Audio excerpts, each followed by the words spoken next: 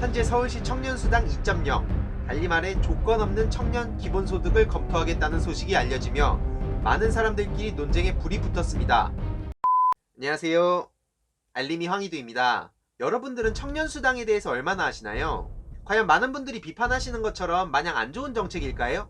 실제로 수당을 받았던 청년들의 반응은 어떨까요? 이번 편은 서울시 청년수당 2.0의 취지, 오해와 진실, 그리고 저의 개인적인 생각들을 모두 전달해드리겠습니다. 시작하기 전 먼저 서울시 청년수당 1.0에 대한 소개를 빼놓을 수가 없겠네요. 서울시 청년수당은 2016년 서울시에서 처음 도입하였고 2017년 6월부터 본격적으로 시작한 제도입니다.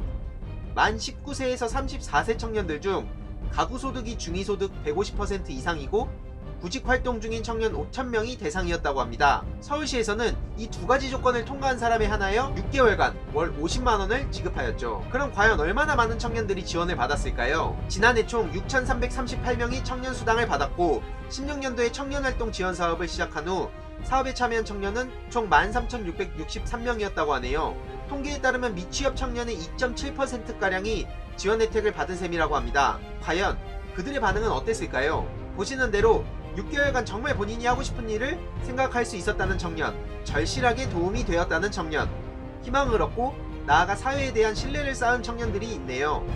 이외로도 긍정적인 여론이 압도적으로 많았다고 합니다. 보시는 바와 같이 약 97%가 긍정적인 반응을 보였습니다.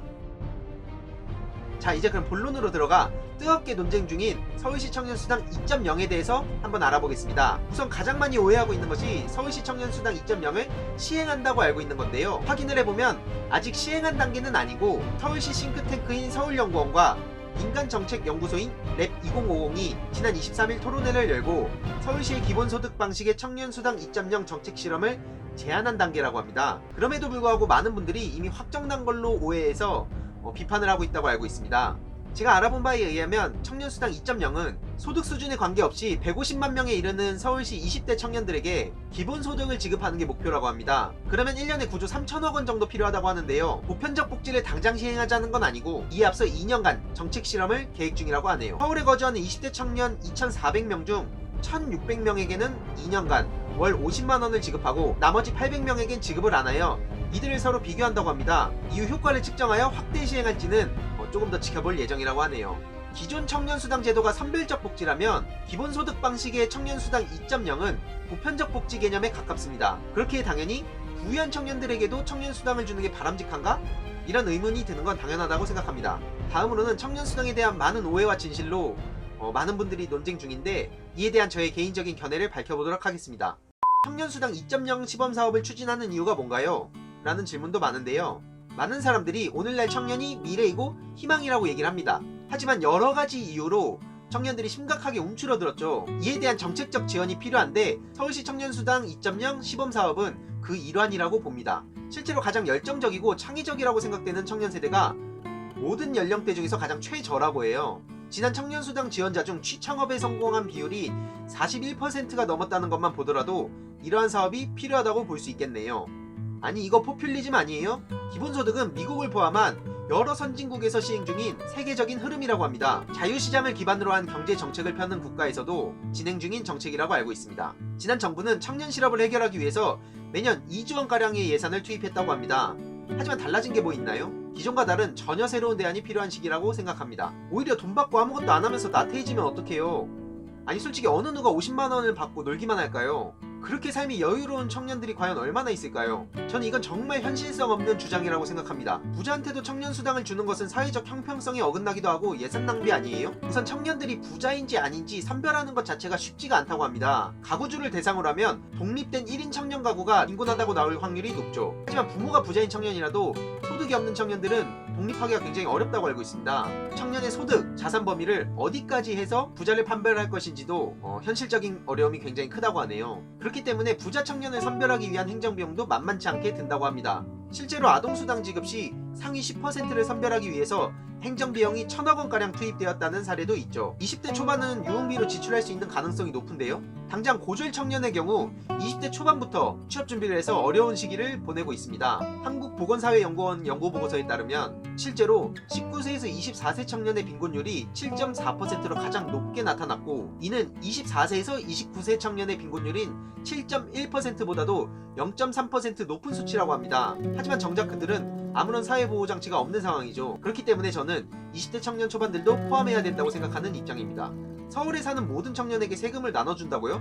155만 명의 청년들에게 50만원을 지급하려면 1년간 약 9조 3천억이 필요한데 세금 부담이 늘어나는 거 아닌가요?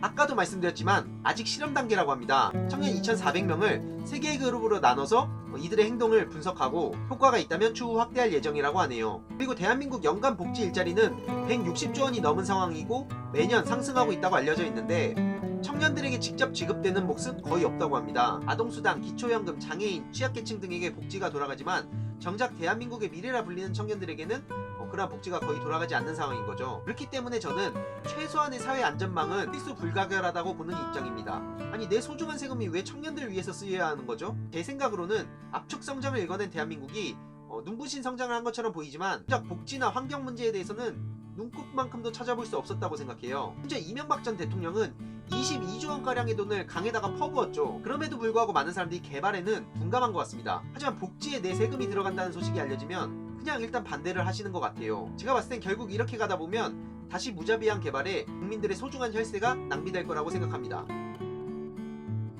얼마나 많은 분들이 청년수당에 대해서 알아보셨는지 모르겠습니다. 하지만 하나 확실한 것은 수당이라는 문구에 분노하여 반대를 위한 반대를 하신 분들이 정말 많은 것 같아요. 물론 그들이 이해가 안 가는 건 아닙니다. 하지만 아까 말씀드렸듯이 초고속 성장을 이뤄낸 대한민국의 화려한 이면에는 저출산 고령화 문제와 더불어 각종 폐해들이 속속 드러나고 있는 상황이죠. 더군다나 오늘날 대한민국의 미래라고 불리는 청년들을 위해서라도 이러한 복지제도는 필요하다고 생각합니다. 말로만 청년이 미래라고 할 것이 아니라 진정으로 이들의 삶을 들여다보고 사회 안전망을 설치해줘야겠죠. 그렇기 때문에 저는 청년수당과 청년수당 2.0에 대한 실험을 굉장히 지지하는 바입니다. 오늘날 청년들을 대표하는 단어가 M4세대입니다. 그렇게 큰 꿈과 미래는 고사하고 작은 곳에서 행복을 얻으려는 욜로, 소확행 이런 단어들이 유행했다고 생각하고요. 결국 이처럼 청년들이 불행해지면 집에서 독립하기도 현실적으로 어려워지고 그 부담은 고스란히 40, 50대 부모 세대에게 돌아간다고 생각합니다. 이런 문제를 조금이라도 해소하기 위해서는 최소한의 사회 안전망이 필요한 게 아닐까요? 가장 열정이 넘치고 무릎이 깨져도 금세 일어날 수 있다는 말만 할 게 아니라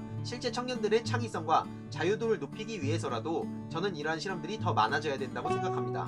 오늘은 여기까지 하겠습니다. 감사합니다.